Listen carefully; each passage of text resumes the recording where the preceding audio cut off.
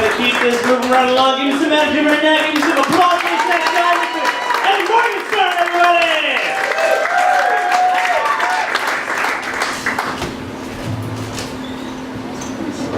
My name is Evan. I have obsessive compulsive disorder. Thank you. My therapist thought I should share that in a room full of people I've never met. I started seeing my therapist about a year ago. A couple of weeks ago, he referred to me as Ethan. I now see a second therapist to talk to about him. I have the usual things. I wash my hands like 50, 60 times a day. I have to check my gas stove for like an hour before I go to bed. It's not so much an OCD thing, I'm Jewish. Thank you, you didn't turn on the Holocaust joke, right? But I have something that is a little more rare. Sometimes when you have OCD, you have things specific to you. I have something that affects 1 in every 8.5 billion people. It's called baby finger death. And if you don't know what this is, that makes sense. You probably shouldn't.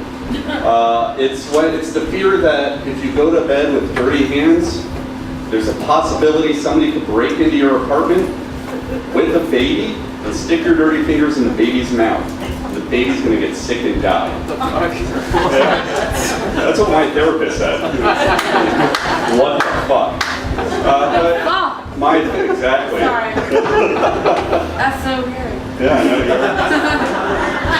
you're. Do you do therapy? Because that would be. We can talk after the show.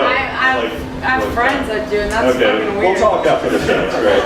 But it's weird to them. Yeah. No, my therapist said it's probably the person who's breaking in with the baby's fault, if that ever did happen. He rolls his eyes from that. And I'm willing to give it 60-40 at best. That's really, I think it's still pretty much my fault. My OCD, it does affect my dating life. Sometimes, girls will want to like take a shower together. I'm thinking like, just sex or anything that goes on in the shower is just stuff that gets in the way of getting clean. Yeah, I'm winning a lot of women over tonight with that. I bring a woman home, I'm like, I'm going to slip into something more comfortable. I come out in one of those like biohazard, like from, what's that movie called with the monkey and it bites people and stuff, like an outbreak. I gotta find an updated movie for that, you guys don't remember that. So I also, I overcame some of my OCD problems. I got a job working at a porn store. Yeah, thank you. Yeah, you guys are excited about that. I cleaned the shit out of this place. I went crazy. I bring in like vats of Purell and shit. I deloused the customers. I would break into the freaking films and edit out the cum shots. That's how. This porn store, I went to school in Orlando, Florida.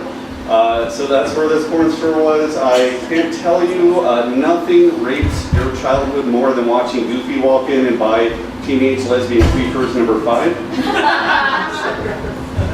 My boss, my manager, was fairly respectful except for the OCD, because he had a thing where he would just go around if any of us were standing near a wall. You know where you are? You're in a man jail. Yeah, no, I went back there a few years ago and I asked Beal, B-E-L, Beal, I said, you still do the man jail? He said, no, somebody complained. No shit. Never expect that coming. So I have, among the other things that I've had with, by the way, my parents thought I should not share the porn store stories in a room full of people I've never met.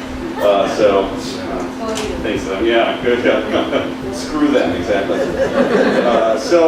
There was another thing I had where I would, when I drove and I had a car, I would have to make sure my car was exactly within the lines near my apartment, because if it was slightly over the line, maybe a woman needed to park next to me and she can't because I'm over the line and she has to park far away, walk through the dark to get to her apartment, and she's going to get attacked.